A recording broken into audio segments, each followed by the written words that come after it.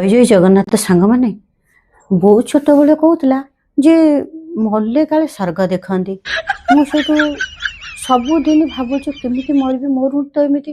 ମୁଁ କହିଲି ଠିକ୍ ଅଛି, ଜବରଦସ୍ତ ମରିବି ଆଉ, କାରଣ ମୋର ସ୍ୱର୍ଗ ଦେଖିବାର ଭାରି ଇଚ୍ଛା। ମୁଁ ସିନା ଦେଖିଲେ ଆଙ୍କୁ କହିବି, ସାଙ୍ଗରେ ମୋବାଇଲଟା ନେଇଯାଇଥିବି, ଆଙ୍କୁ ଫୋନ୍ କଲେ ଏ ଟ୍ରାକ୍ ଦେଖିକିରି ଯିବେ ଆଉ ସ୍ୱର୍ଗ ଦେଖିବାକୁ। ମୁଁ ସେଠୁ କାଲି କ'ଣ କଲି, କହିଲି ଆଜି ଯାଉଛି ମରିବି ଆଉ, ମୁଁ ସିନା ଆଗ ମଲେ ସ୍ୱର୍ଗ ଦେଖିଲି, ୟାଙ୍କୁ ସିନା ଦେଖେଇବି ନେଇକିରି। ଯେମିତି ଚାହିଁକିରି ମୁଁ ସବୁ ତୟାର କରିକି ଗଲା ବେଳକୁ ସାଙ୍ଗେ ସାଙ୍ଗେ ଯେଉଁ ମୋ ସ୍ୱାମୀ ଦେବତା ସାଙ୍ଗେ ସାଙ୍ଗେ ଡାକ ଛାଡ଼ୁଛନ୍ତି, ଆରେ କୁଆଡ଼େ ଗଲୁ? ମୁଁ ସାଙ୍ଗେ ସାଙ୍ଗେ କହିଲି କ'ଣ ହେଲା ନା, ଟିକେ ଚା ଟିକେ କରିଦେଇଥାନ୍ତୁ, ମୋର ହାଇ ଉପରେ ହାଇ ଫୁଟିଲାଣି ପକେଇ, ଛେଚିଲାଣି ପକେଇ। ମୁଁ କ'ଣ କରିବି? ତାଙ୍କ କୁଟା ଛେଚା ବନ୍ଦ କରି କୁଆଡ଼େ ଗଲୁ? ମୁଁ ସାଙ୍ଗେ ସାଙ୍ଗେ କହିଲି କ'ଣ ହେଲା ନା, ଟିକେ ଚା ଟିକେ କରିଦେଇଥାନ୍ତୁ, ମୋର ହାଇ ଉପରେ ହାଇ ଫୁଟିଲାଣି ପକେଇ, ଛେଚିଲାଣି ପକେଇ। ମୁଁ କ'ଣ କରିବି? କହିଲି ତାଙ୍କ କୁଟା ଛେଚା ବନ୍ଦ କରିବାକୁ ତ ମୋତେ ଚା ଟିକେ କରିଦେବାକୁ ପଡ଼ିବ।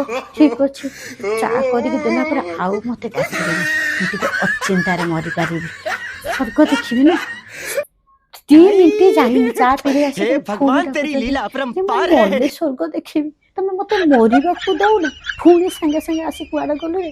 କ'ଣ ହେଲା ନା, ରେ ରାତିରେ ଆଜି କ'ଣ ଖାଇବା? ରେ ମଲେ ସିନା ମୁଁ ସ୍ୱର୍ଗ ଦେଖିବି, ମୁଁ ସ୍ୱର୍ଗ ଦେଖିଲେ ସିନା ତମକୁ ନେବି, ନହେଲେ ମୋବାଇଲ ସାଙ୍ଗରେ ନେବି, ଏମାନଙ୍କୁ ସବୁ ଫୋନ୍ କରିକି ଜଣେଇବି। ତାହେଲେ ମୁଁ ଏବେ ଭାବୁଛି ମୋତେ ମରିବାକୁ ଦଉନାହାନ୍ତି, ତାହେଲେ ମୁଁ ସ୍ୱର୍ଗ ଦେଖିବି କେତେବେଳେ? ତାହେଲେ ମୋ ବୋଉ ସୁଧୁ ମିଛ କହୁଥିଲା, ଏଇଠି ସ୍ୱର୍ଗ ଏଇଠି ନର୍କ। ଆମ ଜୀବନରେ ଆଉ କିଛି ସୁଖ ନାହିଁ, ସ୍ୱର୍ଗ କୋଉଠୁ ଦେଖିବି? ମୁଁ ତ ନର୍କରେ ଘାଣ୍ଟି ହେଲି, ଆଉ ସ୍ୱର୍ଗ ତ ଛାଡ଼। ଏମାନେ ଯେତେବେଳେ ଆମକୁ ଶାନ୍ତିରେ ଟିକେ ବଞ୍ଚିବାକୁ ଦେବେ, ସେଇଦିନ ଆମେ ଜାଣିବା ଶାନ୍ତିରେ ମଲେ, ସେଇଦିନ ସ୍ୱର୍ଗ ଦେଖିବା, ତାପରେ ଘୋଷାରିକି ନବା ସ୍ୱର୍ଗ ଦେଖିବାକୁ। ରହୁଛି ସାଙ୍ଗମାନେ, ବହୁତ କାମ ଶୁଣେ ପଡ଼ିଛି, ହେଲା, ରହୁଛି।